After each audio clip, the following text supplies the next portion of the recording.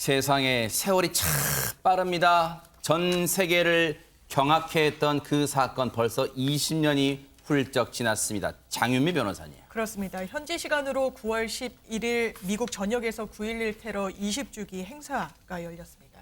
미국 각지에서 뉴욕으로 추모 인파 행렬이 몰렸다고 하는데요. 그 모습 영상으로 한번 만나보시죠. 조 바이든 미국 대통령과 버락 오바마 전 미국 대통령이 나란히 들어서고 있는 모습입니다. 네. 빌 클린턴 42대 미국 대통령의 모습도 보이는데요. 네. 이들은 모두 9.11 테러 20주기 행사에 참석하기 위해 한자리에 모였습니다. 9.11 테러 기념관에 따르면 이날 행사는 희생자들을 추모하는 침묵으로 시작이 됐다고 하고요. 3천 명이 넘는 희생자의 이름을 일일이 호명하는 행사가 이어지자 조 바이든 대통령을 포함한 미국 전현직 대통령들은 추모와 함께 연신 눈물을 닦는 모습도 보였다고 합니다. 2,977명의 사망자를 낳은 테러 발생 이후에 어느덧 20년의 세월이 지났는데요. 여전히 미국인들의 마음속에서는 이들이 잊혀지지 않고 있습니다. 추모의 방법이었던 침묵. 그런데 방법은 침묵이었지만 참 큰 울림이 있었다면서요, 최진봉 교수님. 예, 그렇습니다. 사실 제가 미국에서 유학하던 당시에 있었던 일이거든요. 아하. 2001년도에 제가 미네소타에서 유학을 하고 있었고 그날 저 소식을 듣고 학교의 모든 학생들이 다 집으로 돌아갔던 기억이 있어요. 엄청난 충격에 빠져서 네. 미국 전역이 충격에 빠졌던 상황을 지금도 생생하게 기억하는데 네. 말씀하신 것처럼 9.11 테러 20주년을 맞이해서 뉴욕 전역이 6차례 침묵의 시간을 가졌습니다. 네. 그 침묵의 시간 6차례가 다 의미가 있는데요. 일단 2001년 9월 11일 오전 8시 45분에 테러범이 납치한 비행기가 세계무역센터 북쪽 건물과 충돌하는 첫 번째 충돌 시간이 있었습니다. 네. 그 첫 번째 침묵 시간이었고요. 그리고 9시 3분에 세계무역센터 남쪽 타워를 충돌을 했는데 그때 두 번째 침묵의 시간을 가졌고요. 그리고 9시 37분경에 국방부 청사저 펜타곤을 충돌을 했었습니다. 그때도 침묵의 시간을 세 번째로 가졌고요. 네. 그리고 세계무역센터 남쪽 타워 무너지는 시간이 있었습니다. 그 시간이 9시 59분인데 그때도 침묵의 시간을. 그리고 비행기가 납치된 비행기 승객들이요. 테러범들에게 반격을 가해서 비행기가 추락을 하거든요. 그게 10시 3분. 그 시간에도 침묵의 시간을 가졌고요. 그리고 세계무역센터 북쪽 빌딩이 붕괴되는 시간 10시 28분. 이렇게 6차례에 걸쳐서 침묵 행사를 가졌습니다. 세월은 20년이 흘렀습니다만 9.11 테러 희생자 유족들은 아직도 그날이 생생할 것 같습니다. 얘기 들어보시고 이어가 보도록 하겠습니다. Faustino Apostle Jr., Frank Thomas Aquilino, Patrick Michael Yanez. These 20 years have felt like both a long time and a short time. And as we recite the names of those we lost, my memory goes back to that terrible day when it felt like an evil specter had descended on our world. That day is every day here. That morning is every morning. It just is there every single day. It's something that I will take to my grave. May God bless the lives lost on September 11th, 2001, and their loved ones that were left behind. May God protect our troops. 사실 테러 현장뿐 아니라 미국 전역 또 뉴욕 곳곳에서도 추모 열기가 뜨거웠다면서요, 박성배 변호사님. 맨하튼 패트릭 대성당에서는 9.11 테러 당시에 현장을 수습하다 목숨을 잃은 300여 명의 뉴욕 소방서 소방관들을 추모하는 추도식이 열렸습니다.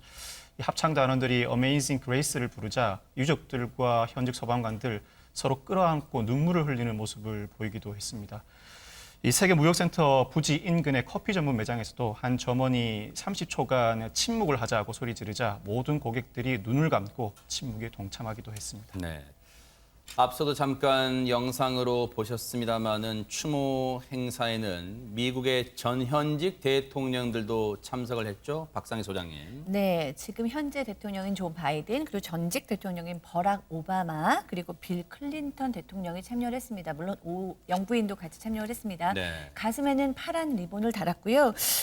바이든 대통령이 그 성명이 한 명 한 명 이렇게 호명이 될 때 눈물을 흘렸다고 합니다. 그래서 연신 눈물을 이렇게 닦았다라고 전해지고 있고요. 바이든 대통령이 현장 연설을 하지는 않았습니다. 그 전날 미국은 단합해야 한다라는 성명을 내므로써 대신했다고 합니다. 네. 사건이 이 테러가 있은 지 20년 만에 추가로 공개된 사진이 있다면서요, 최정아 기자님. 네, 그렇습니다. 미국 비밀경호원, 그러니까 SS에서 지난 11일부터 당시 소속 요원들이 사건 현장을 촬영을 했었던 미공개 사진들을 추가로 공개를 하고 있는 건데요. SS는 지난 6일부터 그간 공개되지 않았던 9.11 사건 이 사진들을 트위터에 업로드를 하고 있습니다. 제임스 머레이 이 SS 국장은요, 전날 영상 메시지를 통해서 왜 사진을 공개하는지에 대한 이유를 밝혔는데 20년 전 우리 요원들을 포함해서 많은 사람들이 목숨을 잃었다면서 우리는 희생자들을 절대 잃지 않을 것이다 라고 강조를 했습니다. 그러면서 자유를 위해 싸웠던 모든 미국인들에게 감사를 전한다라고 덧붙이기도 했는데요. 이 SS 직원 이 앤젤라 모스 같은 경우에는 테러 당시를 회상하면서 20년이 지났지만 어제 일처럼 생생하다라면서 감정에 북받치는 이런 모습을 보이기도 했습니다. 네. 9.11 테러는 단지 미국만의 아픔은 아닐 겁니다. 반드시 9.11 테러를 통해서 우리는 전 세계가 테러와 맞서 싸워야 되고 테러는 그 어떤 테러도 용납될 수 없다는 것을 명심해야 될 것 같다 이런 생각도 해봅니다. 자, 이번에는 더 영화보다 더 영화 같았던 얘기 해보도록 하겠습니다. 최진봉 교수님. 예, 그렇습니다. 영화 하면 이제 가장 기억에 남는 영화가 여러 가지가 있는데 그렇죠. 그중에 지난주에 저희가 여기서 함께 소개해드렸던 사건이 하나 있었습니다. 그게 이스라엘에 네.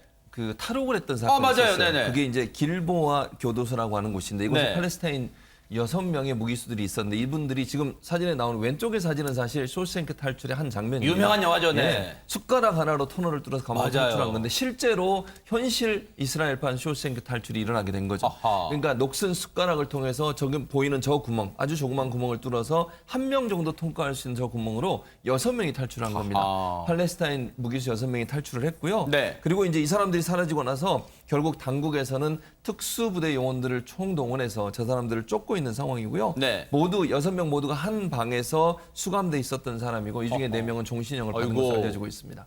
자, 이 한편의 영화보다도 더 영화 같았던 이 탈옥 사건. 결말은 그럼 어떻게 됐을까요, 최진봉 교수님? 예, 결말을 영상과 함께 소개해 드리도록 하겠습니다. 아하. 자, 이스라엘판 쇼생크 탈출 사건의 결국 실패라는 결말로 그래요? 매듭지어진 분위기입니다. 지금 보시는 저 영상인데요. 눈을 가리고 양손이 묶인 채 경찰 대테러 특수부대에 연행되는 수감자들을 보시고 있습니다. 이들을 태운 차가 다시 교도소로 출발을 하자 옆에 있던 분들이 박수와 한우 소리를 치는 소리까지 들렸다고 합니다. 네. 지금 이제 잠시 후에 나올 것 같은데요. 이렇게 팔레스타인 6명 중 4명이 탈출 일주일도 안 된 채 이스라엘 경찰관에게 검거가 됐고요. 아하. 이스라엘 당국은 교도소 탈옥된 팔레스타인 6명 중에 4명은 검거를 했고 2명도 지금 현재 계속 추적 중이어서 곧 잡힐 것이라고 기대를 하고 있습니다. 그러니까요. 잡지 못한 2명도 반드시 검거해야만 이 죄수들에게 잘못된 신호를 주지 않지 않는 그런 방법이 되지 않을까 싶습니다. 반드시 탈옥은 실패로 끝난다는 걸 보여줘야 될 것 같습니다. 자, 그런가 하면 이 질문은요. 우리 평소에 재간둥이 최정아 기자님이 많이 받으실 것 같아요. 미인이 되기 위한 조건은 뭔가요? 저는 잘 모르겠지만 미스 코리아를 보면은 세계 평화다라고 이야기를 하더라고요. 근데 이런 아름다운 마음도 참 좋지만 보통은 아름다운 얼굴을 가진 사람을 보고 미인이다라고 이야기를 하죠. 아하. 그런데 재밌는 대회가 열렸습니다. 네. 미국 미인대회에서요. 민낯으로 참가를 하겠다고 출사표를 던진 여성의 사연이 공개가 된 것인데요. 네. 무슨 일인지 함께 보시죠. 화장기 하나 없는 이 얼굴, 보통 말할 때 생얼이라고 하죠. 이 민낯으로 영국 미인대회에 참가한 이 여성입니다. 바로 영국에서 가장 오래된 미인대회인 미스 그레이트 브리튼의 화장기 없는 얼굴로 당당하게 참가한 엘르 셀린 씨인데요. 네. 그녀는 당당하게 이 민낯을 공개하면서 나는 나로서 충분히 훌륭하다라는 아주 감동적인 이야기를 전했습니다. 아이고, 장유미 변호사님 혹시 이 여성 아침에 미장원에 들을 시간 없었던 건가요? 다행히도 그건 아닙니다. 본인 의지대로 화장을 하지 않고 미인대에 출전을 한 건데요. 이렇게 결심하게 된 계기도 있고 처음부터 그랬던 건 아니라고 합니다. 오히려 어렸을 때는 외모 때문에 상당히 놀림을 많이 받는 사람이었다라고 하는데요. 왜냐하면 혼혈이기도 했고 또 덩치도 좀 컸고 뭐 팔이나 수염 뭐 이런 부분에 털이 많으니까 너 머리에 이 있는 거 아니야? 너 아이고. 털이 많으니까 너 고릴라라고 불러야겠다. 친구들이 엄청 좀 놀렸다는 겁니다. 아이고. 그러니까 상처가 많이 됐을 것 같아서 화장에 더 집착을 했었다고 하는데 오히려 코로나19 국면에서 본인을 잘 이제 반성할 수 있고 좀 아름다우신데요. 반추할 수 있는 그런 네. 계기를 가졌고 오히려 재도전한 이번 미인대회에서는 화장을 전혀 하지 않고 출전을 감행한 겁니다. 아니 그럼 재도전이란 말이에요. 이 대회가 혹시 결과는 나왔습니까? 장윤미 변호사님. 재도전이고요. 아직 결론은 안 나왔는데 이 참가 여성의 의지만은 굉장히 강합니다. 하지 않고 출전을 했고 결선 때도 나는 화장을 하지 않겠다라고 이야기를 한 건데요. 작년에 지난번 대회에 이어서 이번에 두 번째 도전인데 좋은 성과 있기를 바라봅니다. 아하. 그러니까 늘 도전은 아름답다. 이 여성분을 통해서 다시 한번 배우게 됩니다. 자, 그런가 하면 여러분 어떤 사람이 이상한 말 하면 뭐라니? 그러잖아요. 근데 이 잘하니? 이거 잘하니가 무슨 말인가, 박성원 변호사님? 이 자라니는 자전거와 고라니를 합친 말입니다. 이 고라니처럼 도로로 툭 튀어나오는 자전거를 가리키는 말인데 아하. 이 자라니가 어떤 민폐를 끼쳤는지 영상으로 확인해 보시겠습니다. 도로를 달리던 차 오른쪽에서 갑자기 자전거 한 대가 돌연 튀어나옵니다. 아이고. 이어서 다른 자전거도 따라가는데 깜짝 놀란 운전자가 바로 속도를 줄여서 다행히 사고는 발생하지 않았지만 진짜. 하마터면 큰 사고가 날 뻔한 위험천만한 순간이었습니다. 아니 사고가 안 났게 망정이죠. 운전자 분은 가슴 철렁 우리 시체말로 깜놀했을 것 같아요 지금. 그렇죠. 누구라도 저 상황이면 깜짝 놀랄 수밖에 네. 없어요. 운전을 정상적으로 하고 있는데 갑자기 자전거가 옆으로 끼어 들어오면 불안하죠. 그리고 네. 뭐 웬만한 사람이 아니면 입에서 그냥 맞아요. 욕설이 거친 말 나오잖아요. 나와요. 그럴 수밖에 네. 없어요. 그래서 그리고 사실 뭐 경적도 울리고. 그렇습니다. 그러니까 운전하신 분도 그런 일을 겪었어요. 옆에 이제 아내가 타고 계셨던 것 같아요. 근데 아이고. 본인도 그런 얘기 하는 거예요. 정말 저분들이 또 보면요. 차를 한번 딱 쳐다보고 그냥 가요. 자전거 타신 분들의 행동을 아이고. 보면 그래서 그냥 뭐 자기들은 아무 일 없다는 듯이 지나가는데 실제 이걸 보고 놀랐을 이 운전자 같은 경우는 상당히 욕설을 했고요. 네. 결국 항의를 했어요. 쫓아가서. 그래서 싸움도 약간 벌어진 것 같아요. 그래서 뭐 육체적인 싸움보다는 아마 말로 싸움을 하신 것 같은데 운전자는 옆에 아내도 타고 있었는데 나도 모르게 소리를 질러버렸다. 본인은 그 행동은 좀 반성하지만 그럼에도 불구하고 저렇게 갑자기 들어와서 아무런 사고 없이 가는 부분에 대해서 상당히 본인은 좀 아쉬움이 있다라고 얘기를 했고요. 저 영상을 보고 많은 누리꾼들이 누구 편을 들어줬냐면 운전자 편을 들어줬어요. 그래요? 뭐라고 올렸냐면 이건 사람이라면 욕이 나오는 게 정상이다. 이렇게 글을 올린 분도 있고 우리 모두 같이 욕해야 한다. 이런 글을 올린 분도 있고요. 정말 큰일 날 뻔한 상황이다 등의 반응을 보였다고 합니다. 꼭 이 해당 운전자의 경우가 아니더라도요. 그 운전하시는 분의 조수석에 타고 계신 분이 여성분일 때, 특히 그 여성분이 아내분일 때, 근데 그 아내분이 혹시라도 임신 중이실 때, 만약에 이런 돌발 상황 생겨봐요. 아이한테 뭐 임신부한테도 물론입니다만 아이한테 복중 태아한테 엄청난 영향을 미칠 수 있는 그런 사고가 유발될 뻔했단 말이에요. 물론 취미 활동 자전거 타시는 거 나무라지 않습니다. 하지만 때와 장소를 반드시 그리고 안전 수칙을 반드시 지켜주시길 정말로 당부드리겠습니다.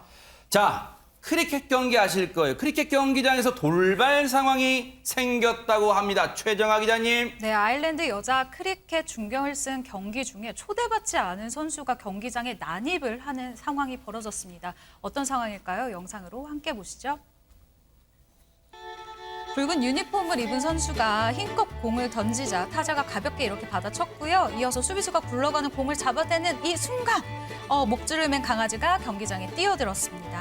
강아지는 경기장에 떨어진 공을 물고요. 힘껏 달리기 시작하는데 결국 경기는 잠시 중단이 됐고 주인이 나타나 이 공을 물고 날쌔게 도망가는 강아지의 뒤를 쫓았습니다. 네. 그제서야 이 장난꾸러기 강아지는 겨우 멈췄고요. 공을 간신히 얻을 수 있었다고 합니다. 아니 진짜로 경기는 중단됐습니다만 저 강아지 돌발 행동이 보는 사람들로 하여금 좀 즐거움은 많이 준 것 같아요. 네, 저도 긴장하면서 봤는데 그래도 강아지가 너무 귀엽기 때문에 그러니까요. 계속 이렇게 뛰면서 결국에 공을 또 입에다가 물고 가서 사람한테 쏙 안기는 그 모습이 너무 귀여워서 해설자를 비롯한 많은 사람들이 너무 이제 즐거워하고 웃고 경기장에서 아주 난리가 났었다고 합니다. 네.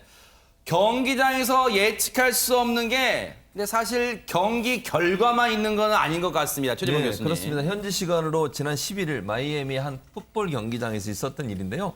돌발 상황이 발생을 했고요. 아하. 이번엔 강아지가 아니라 고양이가 나타났습니다. 아이고 그냥 골고루 나옵니다. 네, 영상으로 만나보시도록 하겠습니다.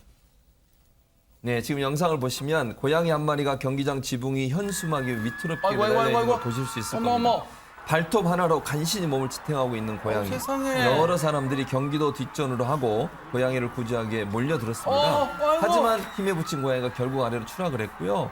바로 그 순간 아래에 있던 풋볼팬 2명이 성조기를 펼쳐서 고양이를 극적으로 받아냈습니다. 이야. 이 모습을 본 수많은 풋볼 팬들 마치 자신의 팀이 이긴 듯 환호하고 큰 박수를 보냈습니다. 이야, 지금 보세요. 정말로 기지를 발휘하셨어요.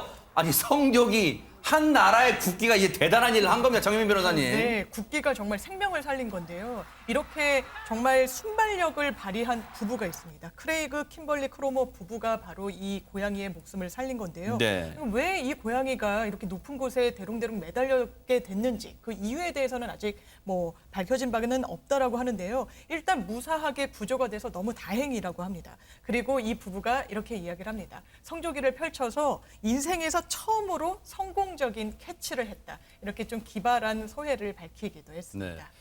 물론 고양이란 동물이 탄력이 뛰어나서 이 착지할 때도 이른바 낙법을 잘하는 동물로 알려져 있지만 저기 높이가 여간 높은 높이가 아니었단 말이에요. 그냥 놔뒀다면 아무런 대책이 없었다면 그 결말은 정말 상상하기도 싫었는데 정말 사람들이 많은 도움을 줬다 이런 생각도 해봅니다. 근데 사람뿐 아니라 동물도 이런 감정을 느낀다면서요, 창유민 변호사님. 네, 이번 영상에 등장하는 강아지는 정말 질투심 폭발 모습을 보여줍니다. 자기 감정을 정말 충실하게 표현하는 이 강아지의 모습 영상으로 한번 확인해 보시죠. 예, 소파에 나란히 엎드려 있는 남매 반려견의 모습입니다. 주인이 먼저 누나에게 입맞춤을 해주니까 옆에 있던 동생 울부짖고요.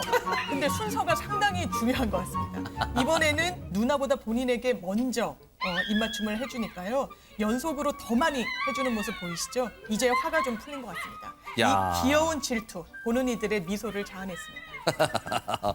아니 최진봉 교수님, 네. 질투가 동물들 사이도 있나 봐요, 진짜로. 그러니까요. 네. 왜냐하면 우리처럼 동일한 감정을 느끼는 부분이 분명히 있는 것 같아요. 지금 네. 말씀하신 것처럼 기본적으로 이제 보호자의 사랑을 받기 위해서 서로가 경쟁하는 모습을 보여주고 있고요.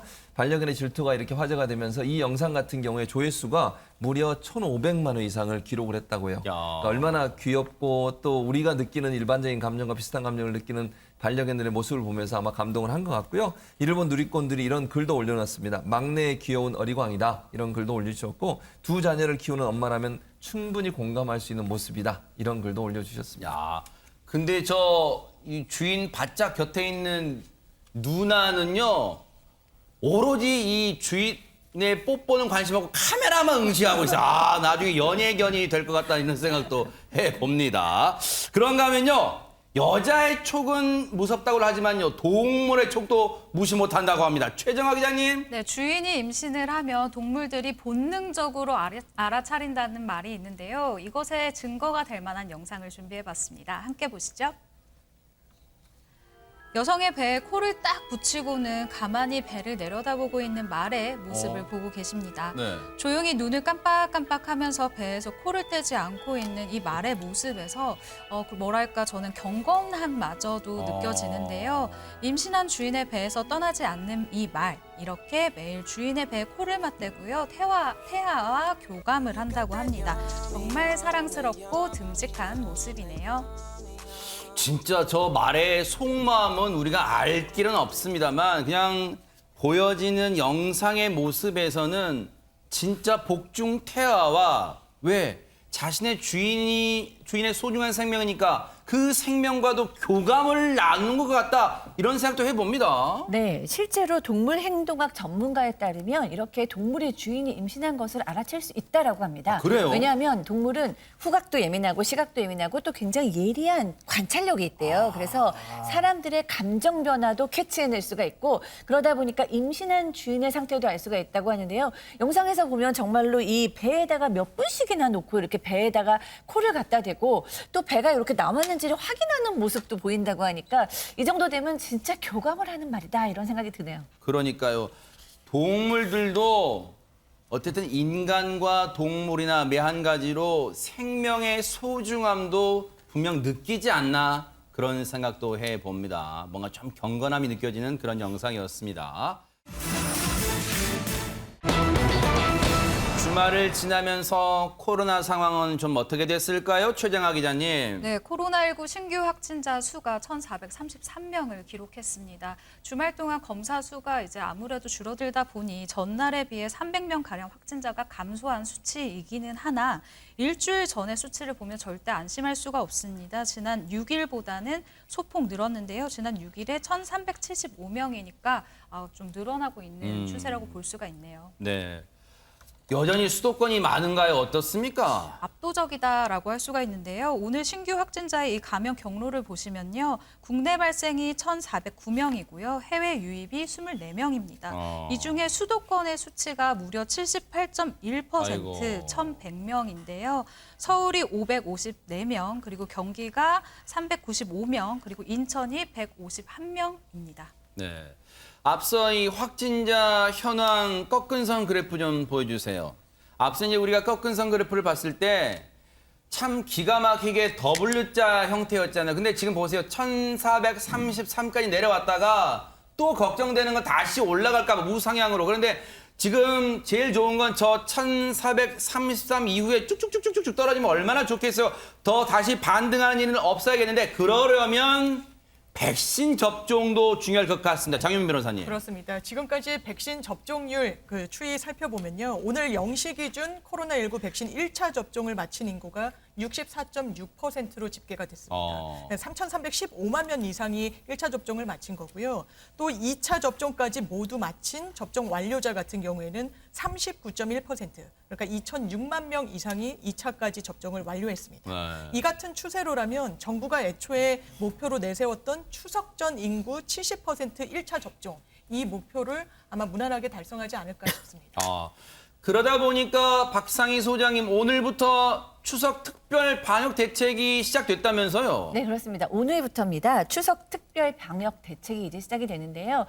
첫 번째로는 병원이나 요양병원이나 시설에 이제 면회가 가능해집니다. 대면 면회가 가능해지는데요. 네. 대신에 조건이 있습니다. 첫 번째로는 사전 예약으로 이루어진답니다. 어허. 그리고 환자와 방문객이 둘 다 백신을 접종을 완료해야 되는 겁니다. 완료해야 되는 거죠? 네. 네. 그리고 이제 두 번째로는 이제 4단계 거리두기 지역에서도 가정 내에 최대 8명까지 모임이 가능한데 네. 이제 가정 내의 모임만 가능합니다. 그러니까 즉 다중 이용 시설에서는 안 됩니다. 밖으로 모인 다음에 식사로는 안 된다는 거예요? 안 된다는 거죠. 8명까지는요. 네. 그리고 백신 완료자를 포함한 8명입니다. 네. 그리고 지금 대형마트나 전통시장도 이제 방역이 더 강화된다고 합니다. 네. 사실 이제 앞서 추석 때 백신 접종 완료자라는 것은 앞서 여러 차례 말씀드린다만 1차만 가지고는 완료가 아니에요. 2차까지 맞으시고 2차 어제 맞았으니까 난 완료자 그게 아니라 2차까지 맞으셔도 항체 형성 기간 2주가 흘러야만 접종 완료자입니다. 그분을 4분을 포함해야만 추석 기간에 댁에서 8분까지 모이신다는 거예요. 그런데 최정아 기자님, 지난번에 총리가 참 그동안 작년 추석부터 올해 설 그리고 이번 추석 때까지 참 고향에 가지 말란 말을 할 수가 없어 참 송구하다. 뭐 그런 얘기했는데 지금 이번에는 어떻게 분위기가 좀 바뀌고 있습니까? 그렇습니다. 우려의 목소리가 바뀌고 있는데요. 계속해서 4자릿수를 기록을 하다 보니 이런 이야기가 나오는 것 같습니다. 일단 방역 당국에서는요.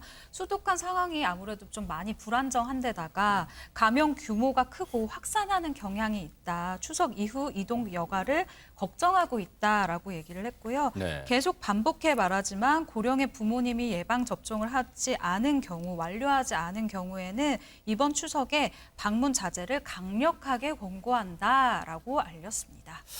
그러니까 이 부분이 참 걱정되는 거예요. 보세요. 고령의 부모님이 예방 접종 완료하지 않는 경우에는 이번 추석은 방문 자제를 강력히 권고한다. 그런데 꼭 이런 경우가 있어요. 최진봉 교수님. 예. 우리 한국말은 꼭 뭔가 뒤집어 봐서 판단하는 경우도 있어요. 아, 그래요? 그러면 우리 고향에 계신 우리 부모님이 2차까지 다 맞으셨으니까 저는 마음 놓고 가도 되겠네 혹시 이렇게 물어보실까 봐 또. 그러면 안 돼요. 그것도 네. 동일하게 위험합니다. 그러니까 제가 위험하다고 표현하는 건 무슨 말이냐면 모든 가족 구성원이 다 2차까지 맞았다 하더라도 마스크 반드시 착용하셔야 되고요. 방역수칙 지키셔야 돼요. 그리고요. 내려가고 올라오면서 휴게소도 들리시죠. 식당도 가실 수 있죠. 그다음에 여러 물건들을 같이 만지게 되잖아요. 그랬을 경우에 다른 사람이 가정 안에서는 안전하다 하더라도 이동하고 또 대화하고 이러는 과정에 있어서 감염이 될 위험성은 충분히 있다는 사실을 꼭 기억하셔야 돼요. 그래서 이게 뭐 우리가 지금 얘기했듯이 부모님이 2차까지 다 맞으셨으니까 우리는 안전하다, 다 갈 수 있다. 그건 전혀 아니고요. 가는 분들 중에 또 접종을 2차까지 안 하신 분들도 있잖아요. 이런 분들 같은 경우에 잘못하면 또 돌파 감염이 일어날 가능성도 있어요. 그러니까 돌파 감염이 전혀 없는 상황이 아니고 지금은 델타 변이 때문에 돌파 감염이 일어나고 있는 상황이거든요. 그래서 2차까지 다 맞으셨어도 개인 방역 지키지 않으면 잘못하면 또 돌파 감염을 일으킬 수도 있다. 이런 점이라고 하면 가능한 한 안 가는 게 제일 좋고 정말 어쩔 수 없이 가야 되는 상황이라면 숫자를 좀 나눠서 가는 게 좋을 것 같아요. 그리고 백신 접종을 안 하신 분들은 가능하면 좀 가지 않는 것으로 방향을 잡으시는 게 맞지 않을까 이런 생각이 듭니다. 참 곤란할 것 같아요. 답답하기도 하고.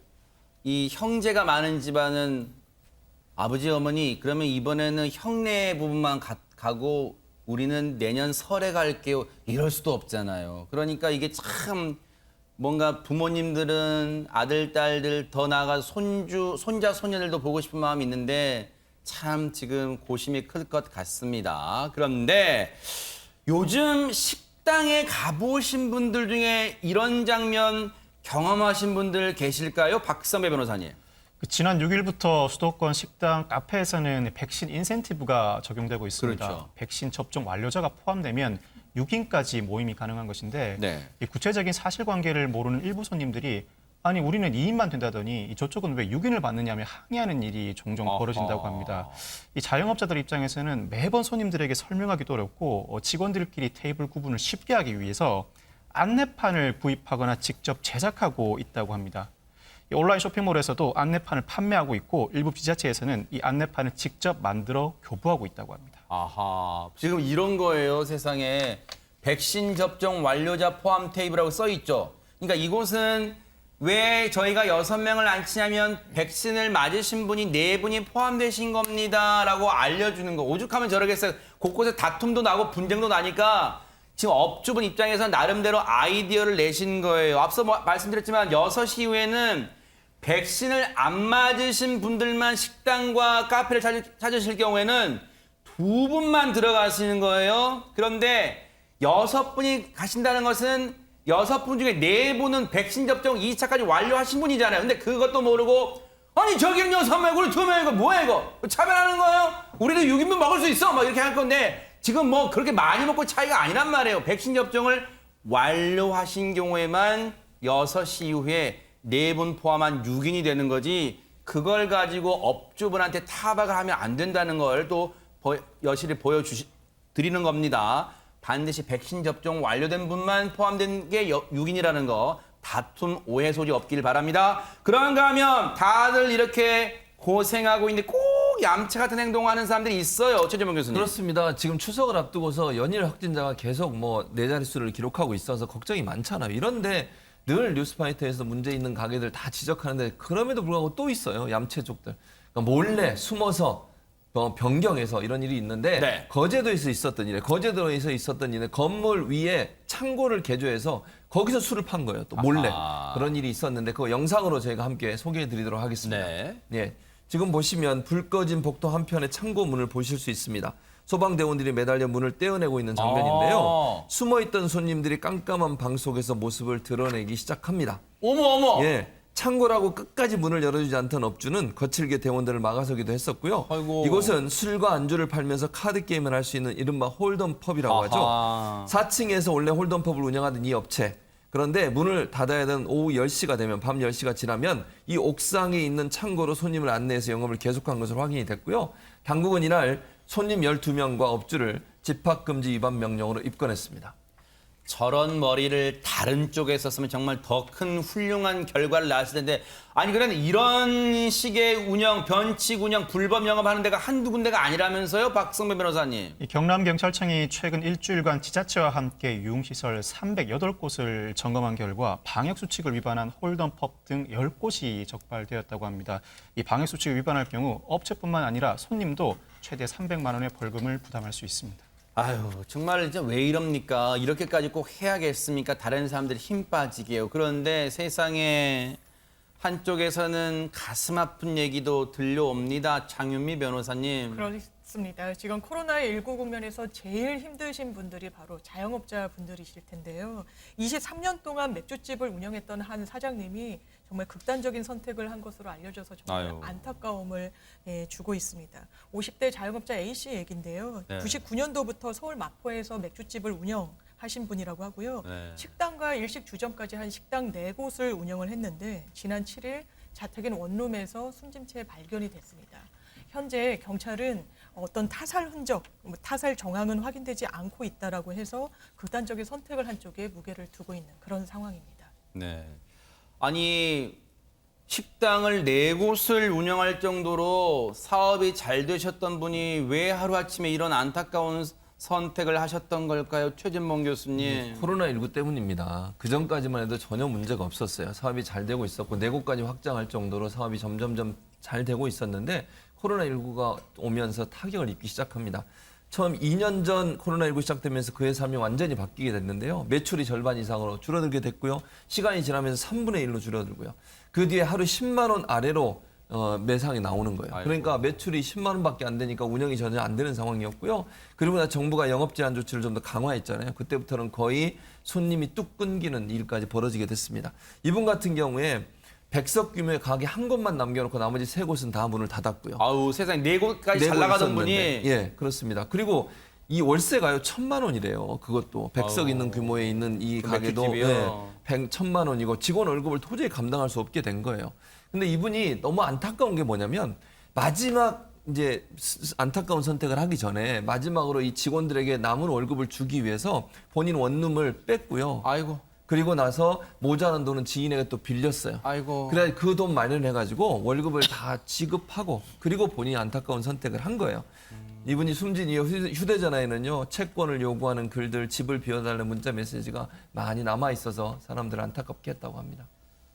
세상에 혹시 그런 마음이셨을까요?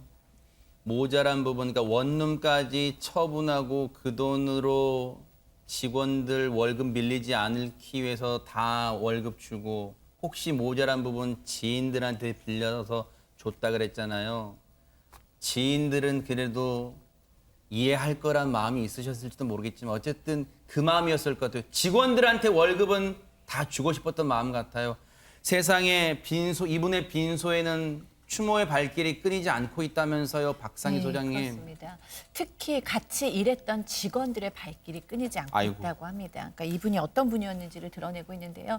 굉장히 좀 안타까웠던 것은 영정 사진 속에 이분도 앞치마를 메고 있었다고 합니다. 아이고. 그래서 상주는 같이 일했던 자영업자가 맡으셨고요. 지인들이 이분을 인천 앞바다로 가서 해양장으로 치렀다고 합니다. 아이고. 그리고 이분을 기리는 온라인 추모 공간에 글이만 올라오고 있는데요. 네. 사장님께 드린 게 없어서 너무 죄송합니다. 힘들 때마다 항상 반갑게 맞이해 주셔서 감사합니다. 세상에. 8, 9년 전에 알바했던 저 누구예요, 사장님. 이제는 편히 쉬세요. 이런 글이 올라왔다고 합니다.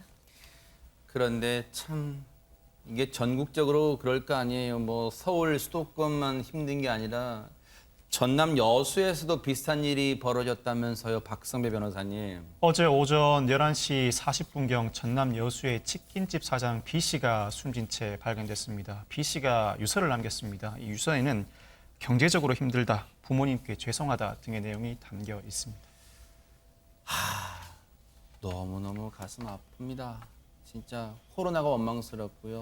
정말로 지금도 자영업자분들의 한숨 소리가 여기까지 들리는 듯합니다. 그런데 그러다 보니까 이 정부가 지급하기 시작한 재난지원금 근데 이게 재난지원금이 다 지급되면 좋겠지만 이 가운데서도 누구는 받고 누구는 못 받고 또 이런 문제가 있단 말이에요. 최정아 기자님. 네, 혹시 깡이라는 단어 아시나요? 이른바 깡으로 불리면서 불법 환전을 하는 이런 모양새가 이번 재난지원금 지급과 맞물려서 다시 한번 아이고. 활개를 치는 모양새입니다. 지난 11일인데요. 경기도 한 지역 이 커뮤니티에 이런 글이 올라왔습니다. 한 자영업자가요. 동네에서 이 작은 가게를 하고 있는데 재난지원금이 현금화가 되냐라는 문의가 많이 들어온다라는 거예요. 예를 들면 10만 원을 이제 가게에 결제를 하고 이 가게 주인이 이 손님에게 9만 원을 현금으로 주는 이런 행위가 가능하느냐라는 문의가 들어오고 있다고 합니다. 장윤미 변호사님, 참 왜 이럴까요? 재난지원금은 여러분 아시는 것처럼 현금으로는 지급하지 않습니다. 이제 사용, 소비 촉진 목적이기 때문에. 그런데 이걸 가지고 현금화하려고 저런 짓을 해요, 또. 완전히 불법입니다. 이거 혹시 되는 거 아니야? 라고 생각하시는 분들, 이게 보조금 관리에 관한 법률 위반 사항에 해당하기 때문에 만약에 적발되면 다 환수 조치가 됩니다. 이 부분 유념하셔야 될 것 같고요. 당연히 이렇게 이 재난지원금의 성격과 다르게 깡을 하거나 현금화를 시도하는 사람들을 향해서 지금 인터넷상의 여론도 상당히 좋지 않습니다. 이 욕심이 끝이 없다. 네. 그리고 재난지원금을 눈먼 돈으로 생각하는 것 같은데 그러면 안 된다. 그리고 코로나로 입은 소상공인들에게 이 효과가 직접 미칠 수 있도록 소비하도록 우리 다 같이 노력하자. 이런 글들이 올라오고 있는 상황입니다. 네. 재난지원금 여러분 아시는 것처럼 소상공인분들, 자영업자분들 이런 쪽 가게에 가서 사용하시라고 그래서 대형 백화점 이런 거 다 안 되게 막아놨단 말이에요. 그런데 여전히 취지와는 다른 곳에 소비가 늘고 있다면서요. 그렇죠. 이것도 꼼수라고 저는 보여지는데요. 이 말씀하신 것처럼 대형마트라든지 백화점은 사용을 못하게 돼 있습니다. 근데 편의점은 사용할 수 있거든요. 근데 편의점에서 요즘 뭐 파는 물건들이 너무 다양히 됐지 않습니까? 그중에 하나가 뭐냐면 스마트워치예요. 스마트워치는 고가이기도 하고 이 스마트워치를 편의점에서 구매하는 게 재난지원금을 가지고 구매하는 일들이 계속 발생하고 있다는 겁니다. 근데 문제는 뭐냐면 재난지원금의 원래 취지와 목적은 소상공인들, 자영업자들 도와주기 위해서 하는 거잖아요. 근데 편의점에 스마트워치를 판매하면요. 실제 편의점이 가져가는 거는 판매 가격이 5% 정도밖에 안 돼요. 나머지는 전부 다 스마트워치를 만든 대기업에 가는 거거든요. 그럼 원래 취지와 맞지 않게 사용될 수 있는 위험성이 존재하고 있는 거죠. 그러니까 이게 사실은 이제 재난지원금을 지급하는 과정에서 사용할 수 있는 가게만 정하고 이제 예를 들면 술이나 이런 건 살 수가 없어요. 그런데 스마트워치나 이런 IT 기기는 포함을 안 시켜놓다 보니까 이런 문제가 발생한 거니까 이런 일들이 발생하지 않도록 정부가 좀 촘촘하게 재난지원금 사용처를 좀 구분할 필요가 있었는데 그런 부분에서 허점이 보이면서 지금 재난지원금이 원래 목적과 다르게 사용되는 일들이 발생하고 있습니다.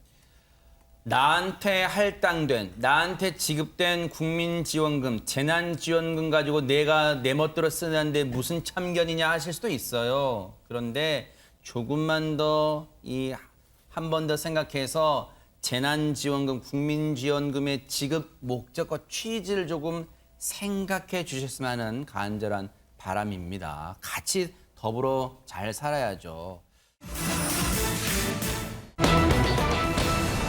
자, 이제부터 저희들의 얘기를 잘 귀 기울여 주시기를 바랍니다. 장윤미 변호사님. 그렇습니다. 바로 실종 사건이 발생했기 때문인데요. 지난 6일 새벽 4시 30분쯤에 서울 은평구 연신내역 인근에서 한 여성이 사라집니다. 사라진 여성은 60세이고 집에서 나온 이후에 택시에 탑승하는 것까지는 확인이 됐는데 그 이후의 행방이 묘연한 상황입니다. 자, 일단 저분입니다. 저분의 사진은 일단 공개가 됐고요.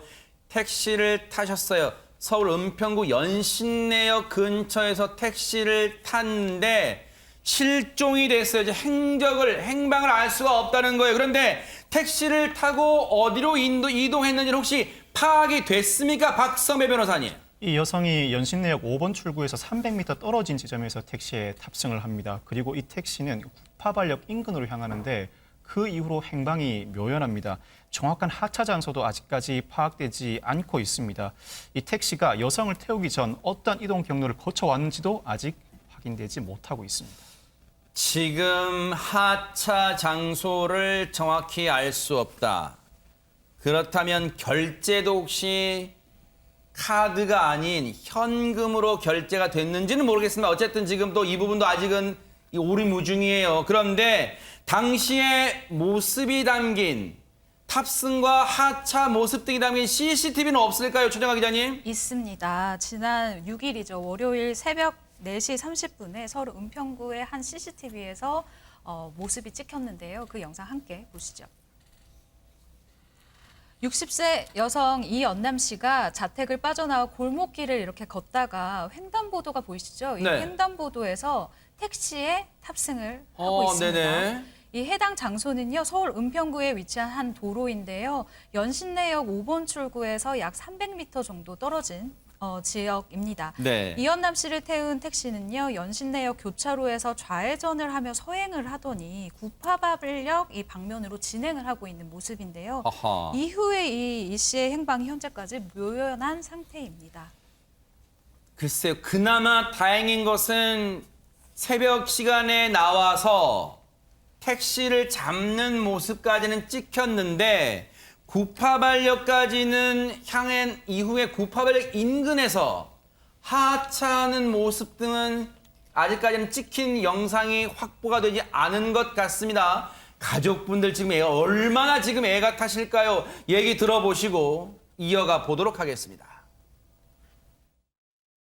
아침에 제가 이제 그 출근하기 위해서 일어나니까 집사람이 안 보여요. 없어요.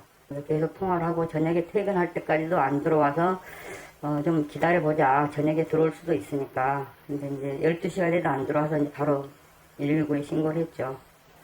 이제 경찰에서 이제 CCTV 이제 확인을 한 결과 이제 4시 30분에 택시 탄 거는 확인됐는데 번호판이 확인이 안 되니까 추적하는데 어려움이 있다. 네, 지금까지 연락 온 것은 없고, 네, 저희들도 이제 계속 경찰에서 연락 오기만을 이제 제보를 오기만을 기다리는데, 그러다 보니까 벌써 일주일이 지났네요. 지금으로서는 박상희 소장님, CCTV 상에서 보면 그 이연남 씨가 타셨던 택시, 그 택시의 동선을 추적해서 택시 기사님을 수소문한 게 일단 제일 중요한 단서가 될 것 같습니다. 네, 그렇습니다. 저희도 택시를 봤는데요. 그런데 너무나도 안타깝게도 이 택시의 차종이나 번호판이 정확하게 지금 보이지를 않고 있다고 합니다. 그래서 추정하기는 K5 같다라는 정도만 추정하고 있는데 모든 것이 지금 확실하지가 않습니다. 야, 세상에 지금 이 상황이 보세요. 요즘 CCTV 화질 선명한 것으로 교체 작업을 하고 있습니다만 지금 저 상황 CCTV 보세요. 진짜 CCTV 화면으로 봐서는 차종은 차 전문가분들 많으시니까 차종까지는 알 수 있다 치지만 어디 이 회사며 택시 회사며 차 번호를 지금 육안으로 식별할 수는 없는 상황이에요.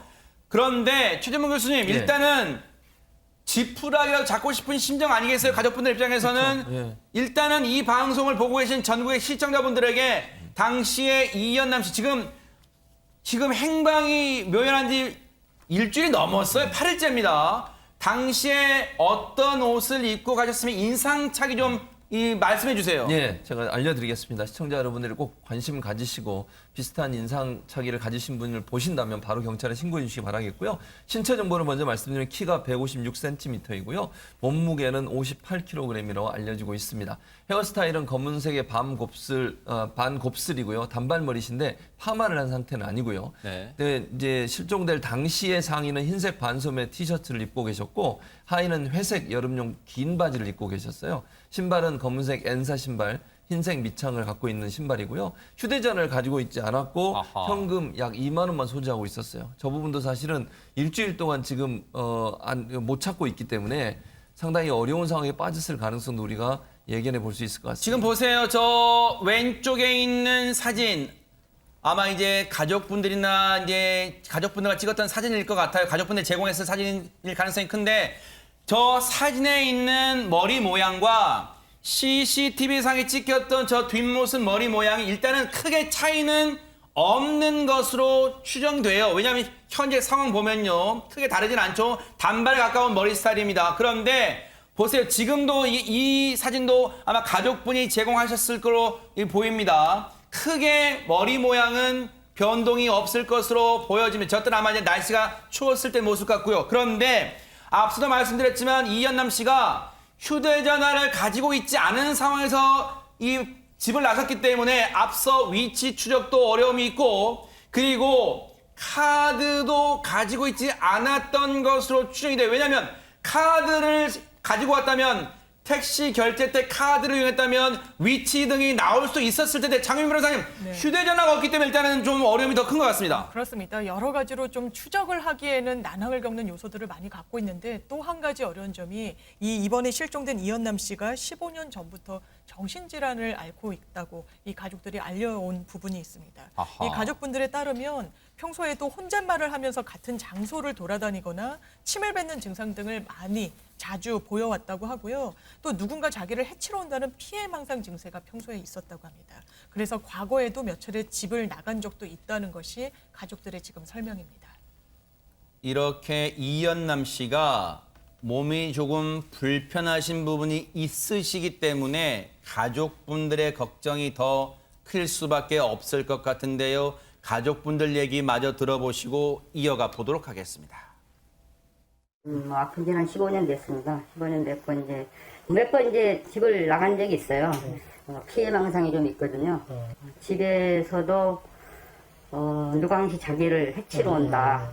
문도 꾹꾹 잠고 있었고 그동안 나갔던 것은 이제 카드를 가져가면은 이제 추적이 되기 때문에 이제 바로바로 이제 찾아왔거든요.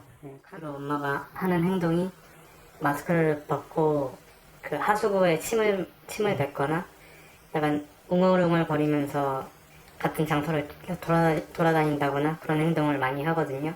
그런 사람을 발견하신다면은 꼭 좀 제보 부탁드립니다. 일단 경찰은 실종 경보 문자를 발송한 상태인데 혹시 이 부분이 실제 실종자나 행방이 묘연하신 가족분들 이런 분을 찾는데 많이 도움이 되는 경우가 있습니까? 어떻습니까? 실종 경보 문자가 효과를 발휘하는 경우가 상당히 많습니다. 이 실종 경보 문자는 실종 사건이 발생했을 때 조기에 발견하기 위해서 지역 주민들에게 문자 메시지를 보냅니다. 실종자 인상착의 등을 담은 내용으로 문자 메시지를 보내고 지역 주민들로부터 그 제보를 받는 제도입니다. 이 경찰도 이 사건에서 행정안전부에 실종 경보 문자 요청을 해둔 상황이라고 합니다. 그렇지만 이현남 씨 남편에 따르면 행정안전부 측이 치매 환자 아동이 아닌 정신질환자는 그 요건이 되지 않는다고 답변을 전해왔다고 합니다. 지금 실종 경보 문자가 발송이 된 상태가 아니네요. 요청을 했는데 이 조건에 맞지 않다는 이유로 지금 발송이 안 됐네요. 관련해서요. 경찰 얘기 들어보시고 이어가 보도록 하겠습니다. 은평구 두 분에서 내렸어요. 한 8분 가서. 네, 내려서 혹시 이동하는 것도 좀 확인하셨나요? 지금 확인 중에 있어요. 대하는 것 같아요. 그 실종 경보 문자가 해당이 안 된다는 얘기를 가족분이 하시던데. 같이 한번 해보려고요. 안 되더라도 해보게요. 지금 은평구 얘기도 나오잖아요. 앞서 택시는 구파발역 인근에서 내린 것 같다라고 했는데 보세요. 처음에 연신내역 5번 출구에서 300m 떨어진 곳에서 승차를 합니다. 그런데 구파발 방향으로 방향을 틀었다 그랬잖아요. 그런데 경찰이 좀 더 알아봤더니 은평구 대조동에서 버스를 택시를 탔나요? 택시를 타서 진관동에서 내린 것으로 일단 진관동에서 내린 것까지는 방향을 좁혔습니다. 그런데 아직도 구체적인 이 상황은 왜냐하면 앞서 말씀드렸죠. 이 이현남 씨가 휴대전화를 가지고 있지 않기 때문에 방향을 더 특정하기는 위치를 더 특정하기에는 더 아직은 더 이 어려움이 있는 것으로 전해지고 있습니다. 지금 보세요. 이현남 씨입니다. 1962년생이고요. 지금 이현남 씨를 비슷한 분을 보셨다. 이런 인상착의를 비슷한 분을 보셨다는 분은요. 주저 마시고 지금 아래 연락처로 연락을 주시면 경찰분들에게는요. 지금 신고 한 건 한 건이 다 소중할 겁니다. 가족분들한테도 마찬가지고요. 그러니까 112로 신고하시거나요. 서울 은평경찰서 02-350-1486 혹시 저 번호도 외우기 어렵다. MBN 뉴스파이터로 전화 주셔도요. 저희가 경찰분과 가족분들에게 연락을 해서 신속하게 대응을 취할 수 있도록 해보도록 하겠습니다. 앞서도 말씀드렸습니다만 가족분들 정말 애가 탑니다. 지금 최진문 교수님. 그렇죠. 애가 탈 수밖에 없어요. 왜냐하면 지금 이현남 씨 같은 경우에 카드도 안 가져갔잖아요. 근데 일주일째 지금 소식이 없는 상황이거든요. 그리고 이현남 씨 같은 경우 2만 원만 들고 있었기 때문에 음식은 제대로 먹고 계시는지 지금 이게 돌아다니시면 어디 계시는지 모르지만 지금 상황에 상당히 수척해 있을 가능성이 높다고 보여져요. 또 하나는 지금 이제 약을 계속 드시고 계셨거든요. 정신질환 때문에. 그래서 약을 이틀만 안 먹어도 상당히 상태가 악화된다는 게 가족들의 지금 얘기예요. 그러면 지금 약을 계속 못 먹었기 때문에 상태가 안 좋을 가능성이 있다. 그러다 보니까 가족들도 애가 타고 친척들도 애가 타고 정말 저분을 빨리 찾아서 좀 돌봐야 되는 상황이다. 이렇게 말씀을 하고 있는데 우리 이제 시청자분들이 정말 적극적으로 저 비슷한 분을 보시더라도 바로바로 신고를 해 주셔야 돼요. 네. 그래야만 우리가 빨리 저분을 찾아서 빨리 가족의 품으로 돌려보낼 수 있지 않을까 이런 생각이 듭니다. 앞서 다시 말씀드릴게요. 이현남 씨가 택시를 탄 곳은 은평구 대조동이라고 합니다. 저곳이 연신내역 5번 출구에서 300m 정도 떨어진 곳에 바로 이 도로로 나오면 횡단보도가 있는 그곳입니다. 택시를 승차한 곳이고요. 그리고 마지막으로 이 경찰이 위치를 확인한 곳이 은평구 진관동.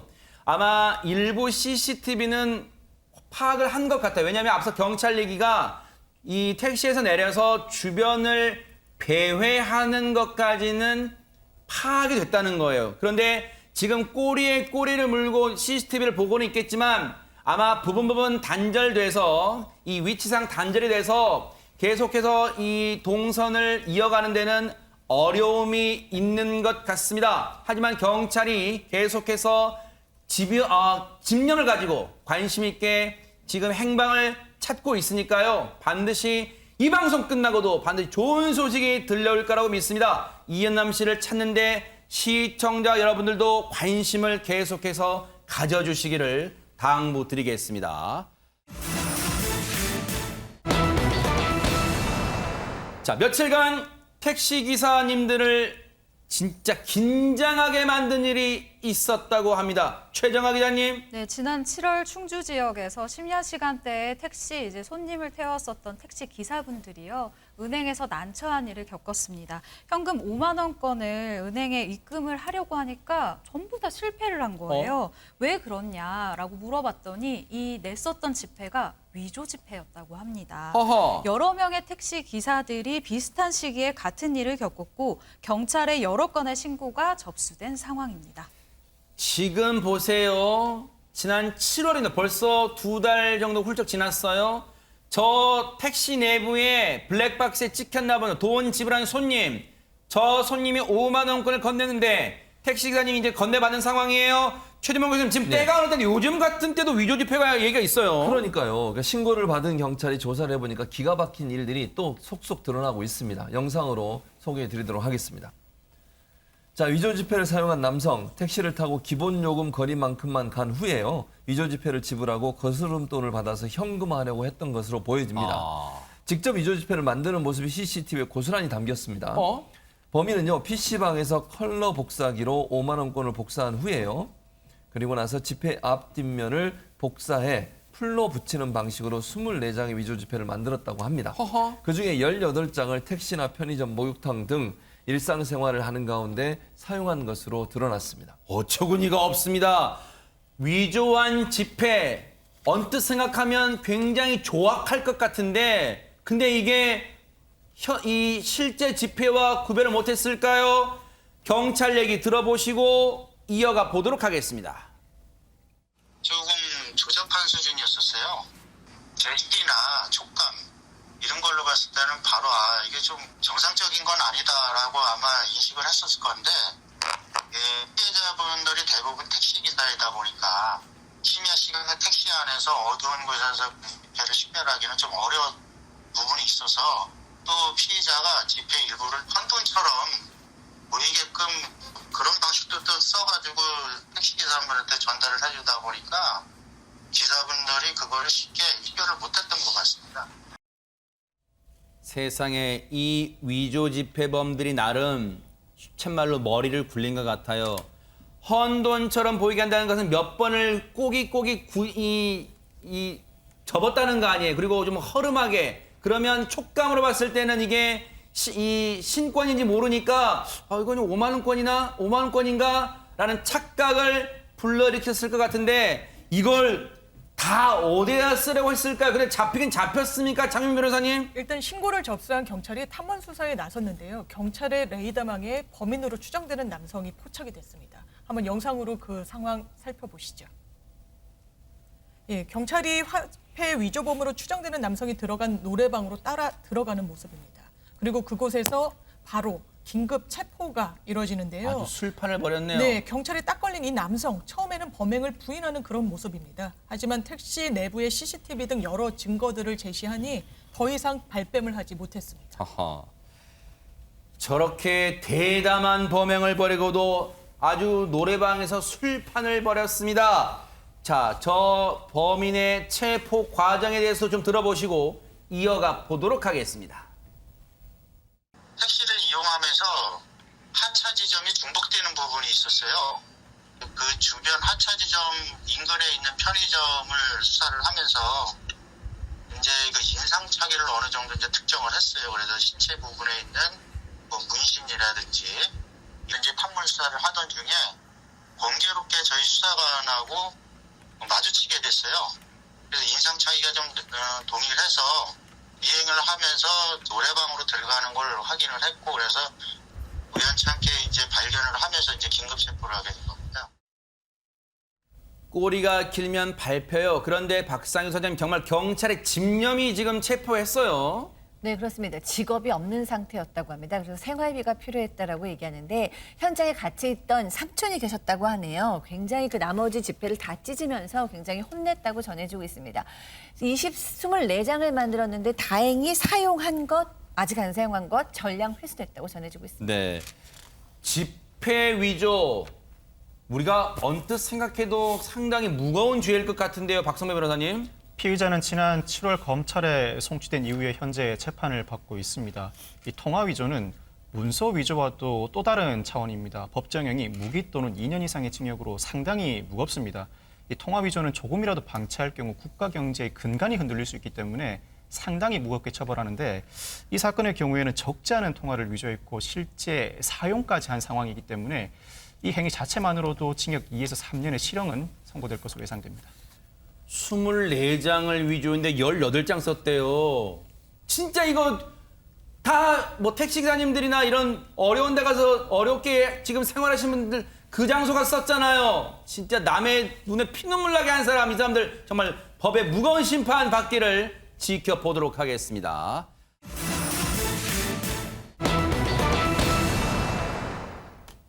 오늘 하루 종일 인터넷을 뜨겁게 달궜다 해도 과언이 아닙니다. 그 얘기를 해보도록 하겠습니다. 장유미 변호사님. 그렇습니다. 한 온라인 커뮤니티에 한 사진과 글이 논란이 된 건데요. 사진에 게시된 제목은 이렇습니다. 여경의 근무 중 주차 연습이라는 건데 이 글을 올린 게시자는 이렇게 말합니다. 내가 공원에 드라이브를 가서 잠깐 쉬고 있는데 주차장 구석에 경찰차가 보여서 한번 살펴보니까 여경이 탑승한 채 차가 천천히 후진하고 있었다. 그래서 가까이 가서 혹시 여경인가? 라고 하고 봤더니 맞았다라고 게시글에서 설명을 했습니다. 네, 저 사진만 봐서는 일단 정확한 전후 사정을 확실히는 알 수 없습니다. 일단 목격하신 분 얘기 토대로 보면 경찰이 주차 연습 중이었다. 지금 그 얘기인가요? 네, 그렇게 지금 주장을 하고 있어요. 그러니까 글쓴이는 공원에 이제 드라이브를 갔는데 남자 경찰과 여자 경찰이 있었고 여자 경찰이 운전하고 남자 경찰은 주차가 잘 됐는지를 봐주고 있었고 그다음에 이게 박스 같은 걸 세워놓고 그 사이에 주차하는 모습 이런 모습이 보였다는 옆에 박스가 거예요. 있긴 있네요. 종이 박스가. 네네. 저걸 보고 주차 연습이라고 느꼈다는 거죠. 그래서 이 영상을 올렸어요. SNS에 그러니까 인터넷에 올렸는데 네. 조회수만 53만 건이 나왔고요. 사진을 올렸군요. 네네. 네, 그 사진을 올렸습니다. 그리고 댓글이 3,000개가 달렸는데 3,000개요? 예. 박스도 옆에 있고 설마 주차 연습 중인가라고 했다라고 글을 올렸고요. 네. 좋은 회사다. 온라인을 얘기하는 거죠. 근무 중 주차 연습 시켜주고라고. 약간 비꼬네요. 그렇죠. 지금. 네. 그리고 여러분의 세금이 터져나가고 있다. 이런 글까지 올리면서 온라인상에 상당히 큰 이제 반응을 일으킨 그런 사진이었습니다. 그래서 이게 뭐 인터넷상에 저 사진이 삽시간에 퍼졌고 이 네티즌들 사이에서는 갑론을박이 뜨거웠다면서요, 박상희 소장님. 네, 그렇습니다. 양쪽에 팽팽한 의견을 보여주고 있는데요. 비난하는 의견이 있습니다. 그러나 옹호하는 의견도 있습니다. 아, 그래요? 비난하는 의견을 좀 보면요. 운전 연습을 왜 근무 시간에 하나? 저거 다 우리 세금 아닌가? 맨 처음부터 운전 잘하는 사람을 뽑았어야 되는 거 아니겠냐? 이런 의견들이 있고요. 또 옹호하는 의견도 있습니다. 근무 중에 교육받을 수도 있는 거 아닌가? 직업상 필요한 거잖아. 너는 직업 교육이라도 볼 수 있지 않나? 라는 의견이 있습니다. 네. 자, 일단은 저희가 오해받지 않으려면 다시 한번 우리 박상희 소장님이 해주셨지만 비판하는 목소리와 옹호하는 목소리 다시 한번 읽어드릴게요. 비판은 아니 왜 운전 연습을 근무 시간에 하냐? 충분히 저 시간이 지금 이 정복을 입고 있기 때문에 이 제복을 입고 있기 때문에 근무 시간이라 아마 추정되는 것 같아요. 그래서 왜 근무 시간에 운전 연습하냐? 애초에 운전 잘하는 사람 경찰 뽑아야 되는 거 아니야? 뭐 이런 목소리가 있어요. 반면 옹호의 목소리가 있다는 거예요.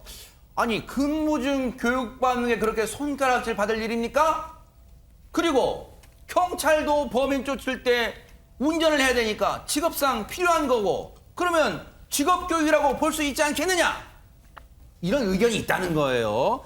이거는 솔직히 이 부분은 박성배 변호사님, 우리 경찰 출신이신 박성배 변호사님께 일단 여쭤보는 게 제일 좋을 것 같습니다. 어떻습니까? 그러니까 실제로 근무 시간에 운전 연습을 하는가 하지 않는가를 물어보신다면 운전 연습을 합니다. 그 이유가 한창 일을 할 때 당연히 운전 연습을 하지는 않는데 순찰 시간이 2시간이면 약 5분에서 10분 정도는 중간에 휴게 시간을 갖기 마련입니다. 아하. 그 시간 중에 운전 연습을 하는 경우가 종종 있습니다. 특히나 2000년대 중반까지만 해도 이제 순찰차 일부는 수동 차량, 흔히 얘기해서 스틱이라고 하죠. 스틱 차량이 남아 있었습니다. 그 당시에는 남녀 경찰 불문하고 운전 연습을 해 왔었어요. 그리고 2인 1조로 움직이게 되는데 운전에 익숙한 사람만 운전하게 되면 그 사람이 계속해서 운전을 해야 됩니다. 빨리 다른 나머지 한 사람도 운전에 익숙해져야 하기 때문에 운전 연습을 종종 하곤 했습니다.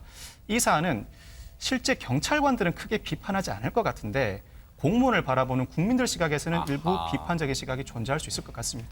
그러다 보니까 실제로 익명 커뮤니티에 경찰청 직원이라고 밝힌 분도 글을 올렸다면서요? 네, 방금 이 박성배 변호사님의 말처럼 직원이라고 밝힌 분은 이게 왜 논란이냐라고 이제 하는 입장에 글을 올렸습니다. 운전 경험이 없을 수도 있고 직원 교육도 업무의 일종이다. 그리고 나도 신임 때 이 주임들에게 주차 교육 업무를 틈틈이 받았다. 순찰 배정 안 된 순찰차로 할 수도 있는 거고 야간이 끝나고 하는 것일 수도 있다라고 설명을 하기도 했습니다.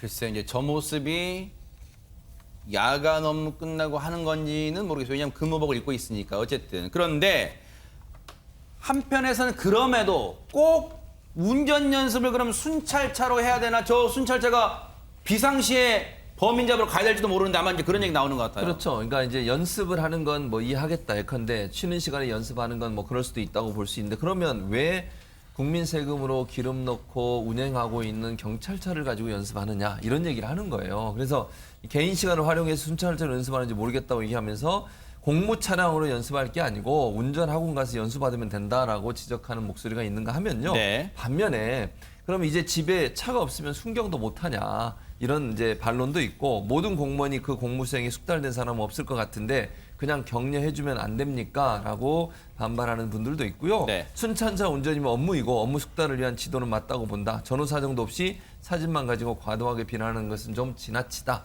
이런 반발글도 있습니다. 네.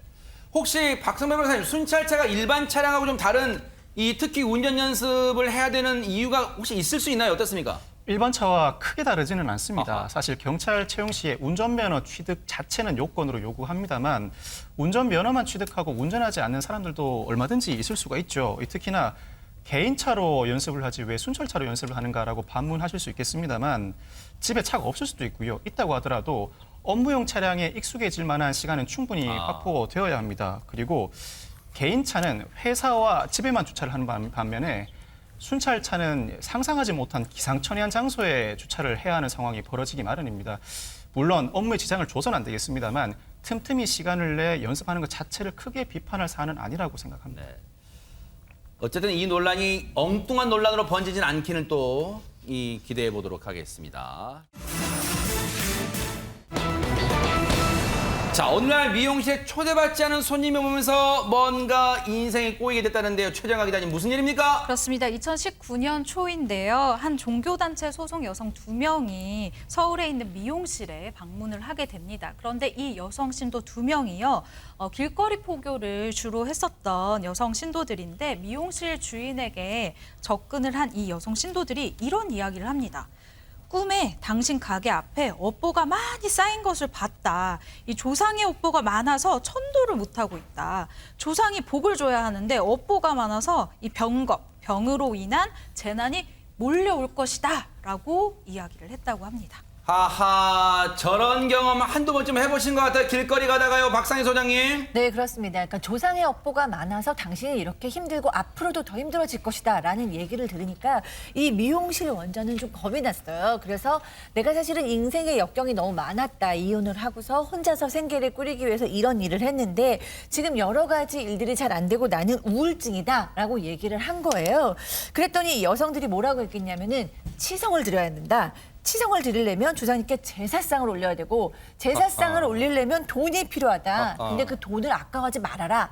당신이 돈을 쓰면 조상님들이 더 큰 돈을 줄 것이다. 라고 얘기했다고 합니다. 뭔가 예상대로 얘기가 흘러갑니다. 최재봉 교수님. 그렇죠. 돈 뜯어내려고 하는 거라고 저는 보여요. 저는 개인적으로 생각하고요. 미용실 주인이 제사 비용 명목으로 500만 원을 먼저 송금을 했어요. 그랬더니 거기서 그치지 않아요. 이들의 요구는 한 번에 그치지 않고 며칠 뒤에 또 미용실 주인 찾아와가지고 조상에게 계속 정성을 들여서 구원받고 앞길도 열린다. 그러면서 2천만 원 또 받아갑니다. 아이고. 그걸 끝나지 않았어요. 그 뒤에 치성금으로 수천만 원을 보내라 얘기를 하면서 총 5천만 원을 챙겼습니다. 아니, 세상에 조상 업보란 말에 사람 약한 마음을 지금 이용한 거잖아요. 장유민 변호사님. 그렇습니다. 사실 본인이 우울증이 있고 하는 사업도 잘 풀리지 않고 그런데 그 원인 진단을 바로 조상 업보 때문이고 제사만 지내면 다 해결된다라고 하면 누구라도 좀 흔들릴 수는 있죠. 그런데 이 돈을 갈취해간 일당은 수사기관에서 이렇게 해명을 했습니다. 피해자가 스스로 치성금으로 낸 것이다. 이건 돈을 스스로 기부한 것이지 우리가 무슨 돈을 기부하면 화를 면할 수 있다거나 이런 식으로 속인 것이 아니다라고 반박을 했습니다.